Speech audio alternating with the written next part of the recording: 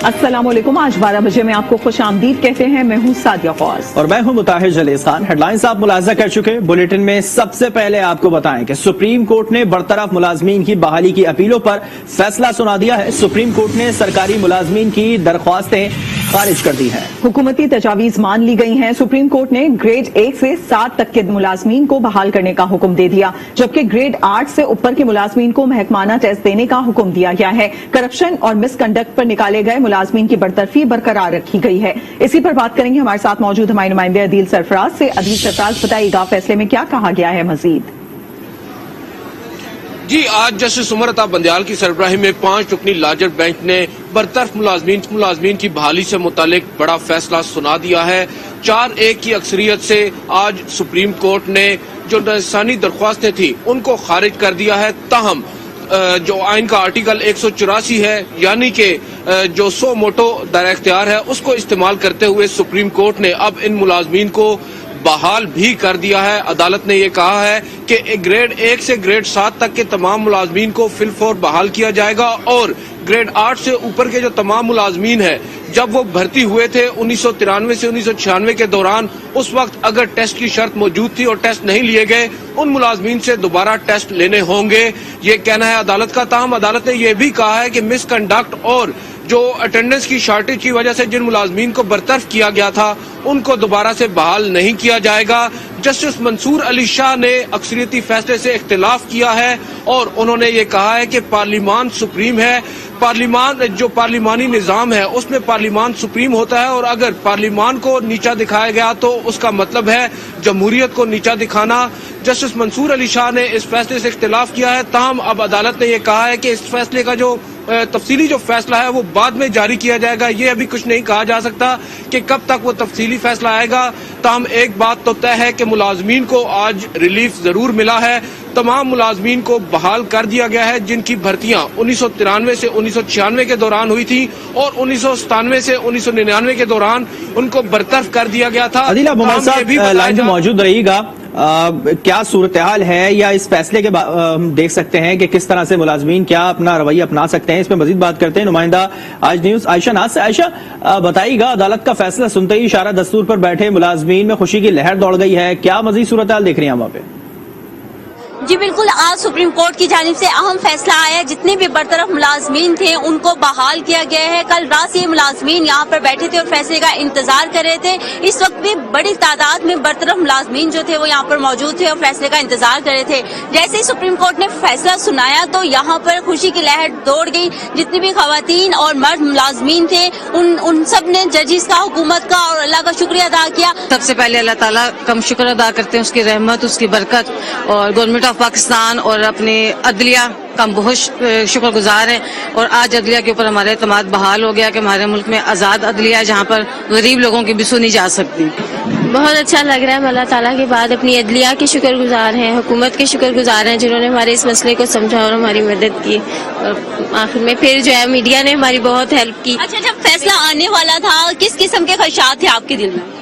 Double minded थे, हमारे हक में हो भी सकता था, नहीं भी हो सकता था, लेकिन अल्लाह ताला का शुक्र है कि हमारे हक में फैसला हुआ। जी बिल्कुल, यहाँ पर जितने लोग हैं अदलिया के फैसले को खुशाइन करार दे रहे हैं। उनका यही कहना था कि ये सिर्फ मुलाजमीन नहीं बल्कि ये हजारों खानदान हैं जिनको आज बहाल किया गया है और यहाँ पर खुशी की लहर दौड़ी हुई है। सब खुश नजर आ रहे हैं, हुकूमत का और अदलिया का शुक्र अदा करते नजर आ रहे हैं। जी अदील सरफराज, आपसे जानना चाहेंगे, जिस तरह आपने बताया कि ग्रेड 1 से 7 तक के तमाम मुलाजमीन बहाल कर दिए गए, लेकिन ग्रेड 8 से जो ऊपर वाले हैं उनको टेस्ट देना होगा, इसकी मजीद क्या तशरीह की गई?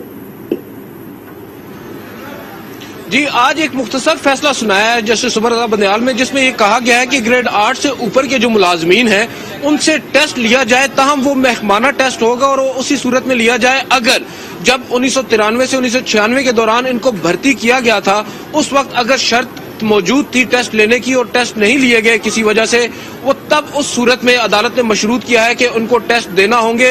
अदरवाइज अगर देखा जाए तो अदालत ने आज एक बहुत बड़ा रिलीफ देते हुए तमाम मुलाजमीन को जो अक्रॉस द बोर्ड मुलाजमीन है उनको बहाल कर दिया है। और जिन मुलाजमीन के हवाले से जिनको बरतरफ कर दिया गया था इससे कबल جو نوکریوں سے برخاست کیا گیا تھا عدم حاضری کی بنیاد پر یا پھر مس کنڈکٹ کی یا کرپشن کی بنیاد پر، ان کو عدالت نے بحال نہیں کیا. دیگر تمام ملازمین کو بحال کر دیا ہے. جو محکمانہ ٹیسٹ کی شرط ہے یہ اٹارنی جنرل کی جو تجویز تھی اس میں نہیں تھی. اٹارنی جنرل نے جو تجاویز دی تھی باقی تو عدالت نے تسلیم کر لی ہیں. تاہم اٹارنی جنرل نے FPSC کا نام لیا تھا کہ گریڈ 8 سے اوپر کے تمام ملازمین سے FPSC کے ذریعے ٹیسٹ لیا جائے.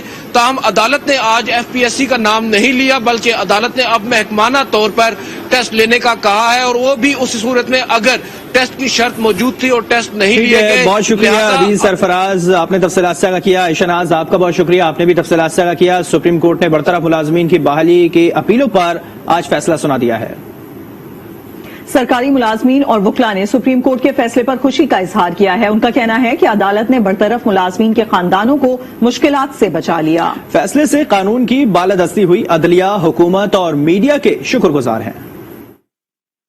آنریبل ججز کو، آنریبل سپریم کورٹ کو سلوٹ کرتے ہیں کہ جنہوں نے فنڈامنٹل رائٹس کو دیکھتے ہوئے 16,000 خاندان کی پرابلمز کو دیکھتے ہوئے، ان کے بچوں کی پرابلمز کو دیکھتے ہوئے ہیومن ڈائلیما کو بچا لیا ہے اور یہ 16,000 خاندان بچ گئے ہیں.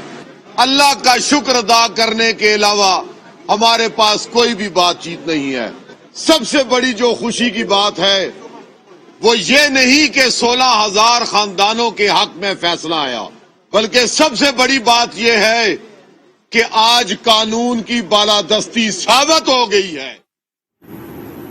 اور ابھی آپ کو بتائیں گے اسٹیٹ بینک کا عوام کو ریلیف دینے کا فیصلہ. گورنر اسٹیٹ بینک رضا باکر کا کہنا ہے کہ اس مرتبہ شرح سود نہیں بڑھائے گا، اور انہوں نے کہا کہ جلد ڈالر کی قدر میں کمی اور روپے کی قدر میں اضافہ ہوگا.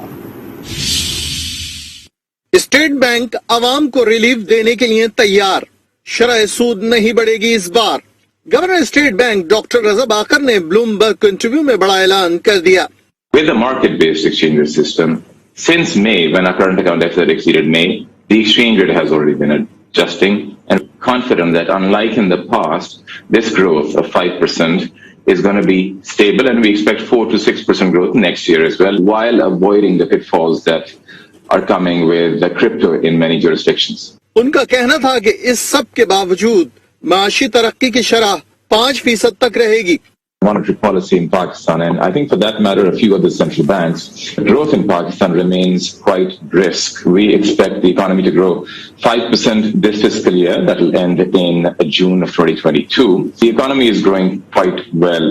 انہوں نے جلد ہی ڈالر کی قدر میں کمی اور روپے کی قدر میں بہتری کی امید بھی ظاہر کی.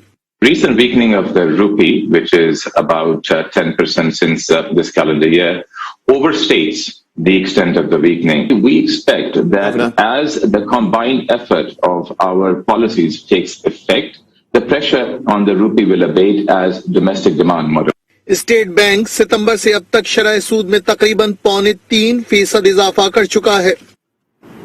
ایک طرف اسٹیٹ بینک نے شرح سود میں اضافہ نہ کرنے کی خوشخبری سنائی تو دوسری طرف حکومت نے گوشت، چکن، مچھلی، بیکری کی اشیاء، فون کالز، موبائل، سائیکل، کاروں سمیت 140 ضروری اشیاء پر 17% سیلز ٹیکس کی تیاریاں کر لی ہیں. منی بجٹ سے کون سی اشیاء مزید مہنگی ہو جائیں گی؟ دیکھتے ہیں اسلام آباد سے یہ خصوصی رپورٹ. 140 اشیاء ضروریہ پر پھر بار 17% سیلز ٹیکس کی تجویز. 360 ارب وصولی کے لیے منی بجٹ تیار. مزید مہنگائی کی نئی لہر کا خدشہ. منی بجٹ کے تحت عوام کی جیبوں پر مزید بوجھ ڈالنے کی تیاریوں کو حتمی شکل دے دی گئی ہے. درآمدی دودھ، گوشت، چکن، مچھلی، اناج، بیکری کی اشیاء سمیت دیگر کھانے پینے کی درآمدی اشیاء پر 17% سیلز ٹیکس سے یہ چیزیں مزید مہنگی ہو جائیں گی. مہنگائی کے ستائے عوام حکومت پر پھٹ پڑے. غریب عوام تو پہلے ہی بہت پریشان ہے، اگر ٹیکس اور لگ گیا تو اور چیزیں مہنگی ہوگی. پہلے ہی بے روزگاری بہت زیادہ ہے. عمران خان کو یہ چاہیے کہ جو ہے نا ان چیزوں پہ ٹیکس میں کمی لائے تاکہ غریب عوام اس سے فائدہ لے سکے. ایسی اسٹریٹجی یا ایسی گورنمنٹ کوئی آ جائے جو اس کو کم کر دے. اگر جو نااہل ہے نا ان کو، جو میں اگر مثال کے طور پہ میرے پاس گاڑی ہے یا کوئی چیز ہے، میں اس کو हैंडल नहीं कर सकता, मैं उसको नहीं चला सकता, तो उसको छोड़ दो। मोबाइल फोन, कारों, सनती मशीनरी, सोना, साइकिल, इलेक्ट्रिक कारें, जानवरों की खुराकों पर भी 17% सेल्स टैक्स लगाने की तजवीज दे दी गई है। शहरी कहते हैं गरीबों से वोट लेने वाले हम पर महंगाई के मुसलसल पहाड़ गिरा रहे हैं। हुकूमत को चाहिए कि ये बजट खत्म कर दें। बजट का मकसद क्या है? जब दूसरे दिन पेट्रोल बढ़ जाता है, तीसरे दिन पेट्रोल बढ़ जाता है। फवाद चौधरी साहब हमारे कह रहे हैं कि अवाम की कुव्वत खरीद बढ़ गई है और पाकिस्तान सबसे सस्ता मुल्क है, तो बढ़ाएंगे नहीं तो और क्या करेंगे? अवाम हमारी खरीदेगी, चाहे उसे 2000 का भी देंगे, 3000 का भी देंगे। मिनी बजट के तहत बिजली पैदावार, प्लांट की दरामद पर टैक्स समेत 200 अरब के तरक्याती और 20 अरब के गैर तरक्याती बजट में कटौती भी की जा रही है।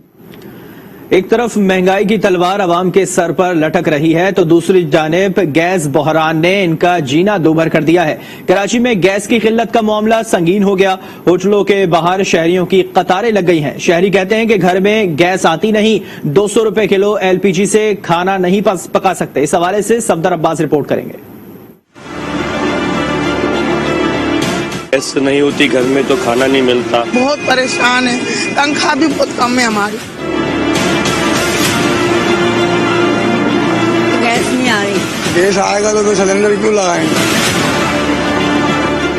कराची में ठंड पड़ते ही घरों के चूल्हे भी ठंडे पड़ गए।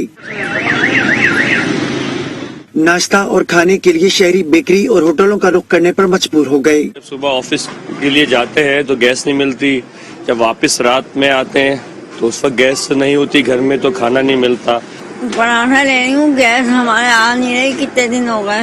3-4 दिन हो गए, गैस नहीं आ रही। मेरे घर में गैस नहीं है, खाने को बच्चे परेशान बैठे हैं और मैं घर से निकला हूँ, ये डबल रोटी ले रहा हूँ। लंच स्कूल में दूंगी और बच्चों के लिए देकर आऊंगी पराठे। और भी क्या करे, बच्चे नाश्ते से भूखे बैठे हुए हैं। बास शहरियों ने होटलों के आगे लंबी कतारों से बचने के लिए घरों में सिलेंडर का इंतजाम तो किया, लेकिन एलपीजी तो होटल के खाने से भी महंगी पड़ी। सिलेंडर बहुत महंगा पड़ रहा है। समझ लें कि अगर हम जिस तरीके से जो बिल हम भरते हैं गैस के हवाले से बिल भरते हैं, उससे हमें 3 गुना ज्यादा मतलब हमको सिलेंडर के रेट में महंगा पड़ रहा है और बहुत ज्यादा महंगाई हुई है। सिलेंडर इस्तेमाल कर सकते हैं, 200 रुपए किलो है भाई गैस।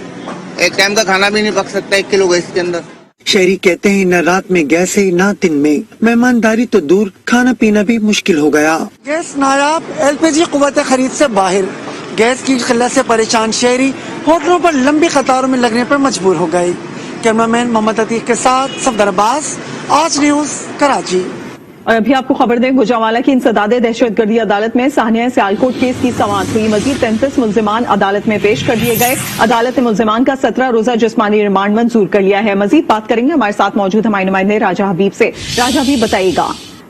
जी बिल्कुल, सानिया सियालकोट में श्रीलंकन अशियारी प्रियंथा कुमारा की हिलाकत में मुलव्वस मजीद 33 मुल्जिमान को जहां इंसदादे दहशतगर्दी की खुसूसी अदालत में पेश किया गया। फाजल अदालत ने केस की समाअत करते हुए मुल्जिमान को 17 रोजा जिस्मानी रिमांड पर पुलिस के हवाले कर दिया है। मुल्जिमान को 3 जनवरी 2022 को दोबारा अदालत में पेश करने का हुक्म दिया गया है। मुल्जिमान की पेशी के मौके पर सिक्योरिटी के इंतहाई सख्त इंतजाम जो है वो किए गए थे। यहाँ पर मैं आपको बता दूं कि पुलिस अब तक 85 मुल्जिमान को इंसदादे दहशतगर्दी की खुसूसी अदालत में पेश कर चुकी है। पुलिस 34 मुल्जिमान को जो है वो 21 दिसंबर को, 18 को, 28 दिसंबर को अदालत में पेश करेगी। राजा भी बहुत शुक्रिया अपडेट करने के लिए।